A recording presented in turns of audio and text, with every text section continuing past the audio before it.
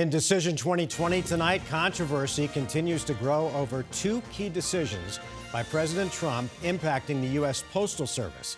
The president cutting overtime hours and is opposing new pandemic funding for the Postal Service. Now, Arizona Secretary of State Katie Hobbs accuses the president of trying to sabotage the election with those decisions. And she's calling on the Arizona Attorney General to investigate President Trump. It is a crime to knowingly delay a ballot to the polls. That's why Secretary of State Hobbs sent a complaint to Attorney General Mark Brnovich's office against President Trump. I think that this complaint is a perfect opportunity for the Election Integrity Unit at his office to help uphold the integrity of our elections. Attorney General Brnovich tells 12 News his office will look into it and he takes every complaint seriously. Now, yesterday, President Trump publicly acknowledged his decision to block billions of dollars to funding to the US Postal Service would prevent states from expanding mail-in balloting.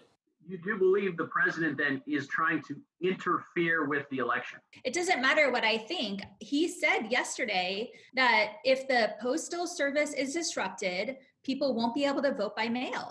Secretary of State Hobbs has also received a warning from the US Postal Service that it cannot guarantee mail delivery of ballots in the time frame Arizona has historically relied on. The Phoenix area president of the Postal Services Union also tells me there is, quote, a tremendous risk that the election could be disrupted if overtime for Postal Service workers is not restored. Joe Dana, 12 News.